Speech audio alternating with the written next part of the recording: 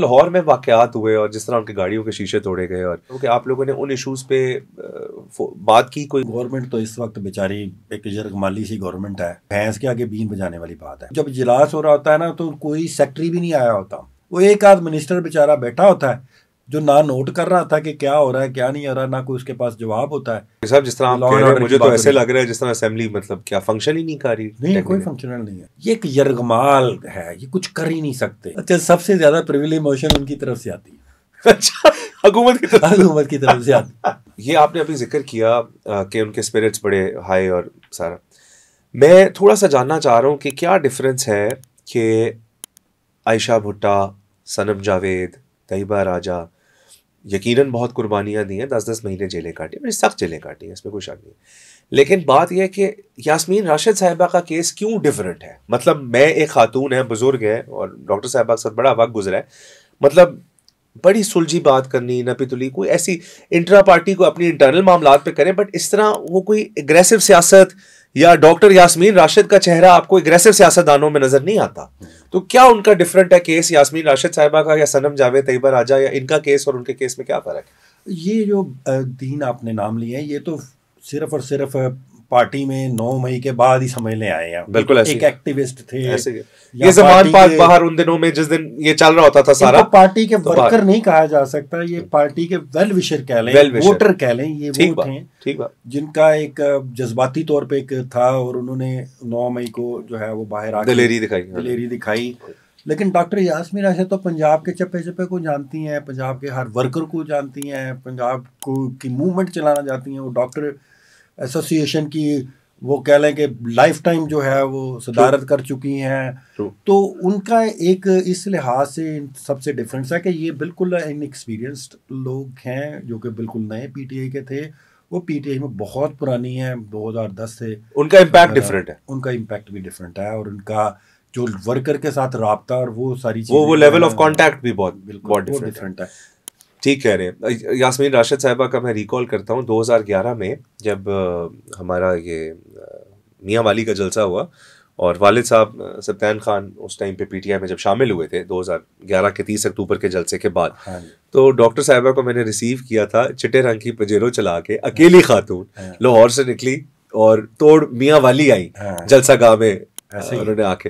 तो she was a बड़ी strong lady है, बड़ी स्ट्रॉन्ग लेडी है। उसके बाद जो लाहौर में वाकयात हुए और जिस तरह उनकी गाड़ियों के शीशे तोड़े गए और तो आप लोगों ने, अब क्योंकि आपके पास फ्लोर ऑफ द हाउस मौजूद है, तो मैं इस तरह जानना चाहता हूँ कि आप लोगों ने उन इश्यूज़ पे बात की, कोई उसको हाईलाइट करने की कोशिश की कि इस कदर ज़्यादती जो हुई है तो क्यों हुई है, या गवर्नमेंट का क्या उसके ऊपर रिस्पॉन्स आता है आगे से? गवर्नमेंट तो इस वक्त बेचारी एक जरगमाली सी गवर्नमेंट है।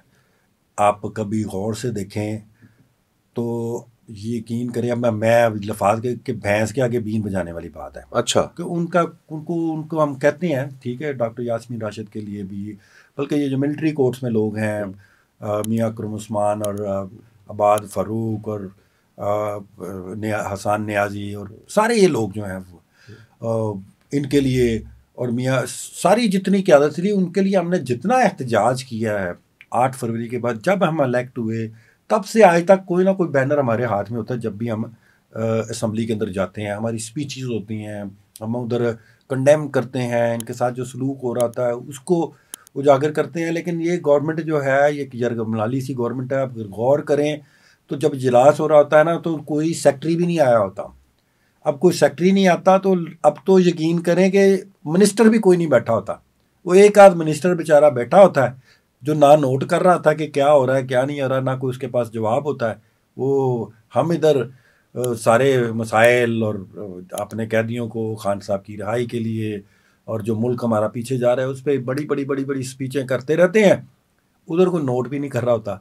एंड पे उठ के बेचारा एक मिनिस्टर आया होता है, और वो कौन है वो इतना, वो मुश्तबा शजाउर रहमान है, वो बेचारा एक आया होता है, तो पार्लियामेंट्री अफेयर्स का उनको बनाया हुआ है। कोई एक क्लर्क भी जो है गवर्नमेंट लेवल पे, जो सेक्रेटरी तो दूर की बात है ना, चीफ सेक्रेटरी बैठा हो। शेख साहब जिस तरह आप कह रहे हैं मुझे तो ऐसे लग रहा है जिस तरह असेंबली मतलब क्या फंक्शन ही नहीं कर रही। नहीं, कोई फंक्शनल नहीं है। नहीं, क्या स्पीकर साहब चेयर नहीं करते सेशन? हम करते हैं, हमने तो अपनी ड्यूटी एज ए अपोजिशन जाकर अदा करनी है, ठीक है। लेकिन जब अपोजिशन कोई चीज़ पेश करती है किसी लॉ एंड ऑर्डर पे, कोई मुद्दा उठाती है, तो उसका जवाब तो देना होता है ना गवर्नमेंट ने, देना है, तो उसका जवाब देने के लिए उधर ब्यूरोक्रेसी बैठी होनी नहीं, तो वो तो बकायदा Q&A बकायदा डेज क्वेश्चन आंसर के दिन होते हैं, वो तो डेली होता है, तो लेकिन वुज़रा को तलब नहीं किया जाता उसके लिए, उस वुज़रा डिपार्टमेंटल क्वेश्चन आंसर है कि वुज़रा तो चलो जिसका डिपार्टमेंटल आंसर है वो क्वेश्चन आवर के लिए आ जाता आता है, ठीक है, लेकिन वो वजीर के साथ एक जो टीम होती है, जवाब किसने तैयार करना था? वजीर ने थोड़ी करना होता है, उसने तो सुनाना करना होता है, ऐसे ही है, ब्यूरोक्रेसी ने करना होता है। तो वो तो कोई नहीं आया होता, और जवाब सही है या गलत है, हमारे अपोजिशन साइड की बात नहीं कर रहा, 90% जो हुकूमती साइड के MPs होते हैं वो कह रहे होते हैं कि जवाब गलत है, ये जवाब इस तरह नहीं है, तो वजीर साहब यही कहते हैं कि चले मैं चेक करके बताता हूँ, गल आई गई हुई ये इस तरह है।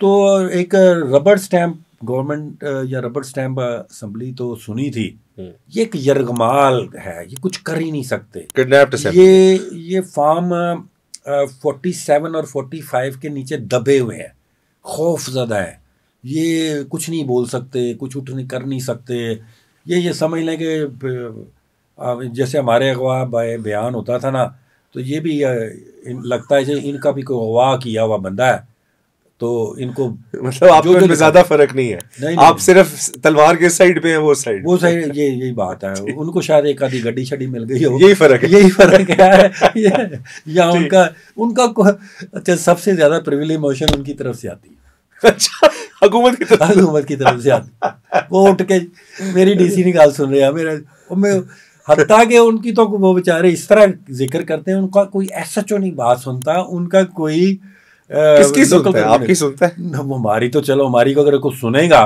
तो वो तो बेचारा वैसे ही ट्रांसफर हो जाएगा, तो उनकी भी कोई नहीं सुनता। बिल्कुल ठीक। तो ये असल में हाल है इस वक्त असेंबली का। इस असेंबली का।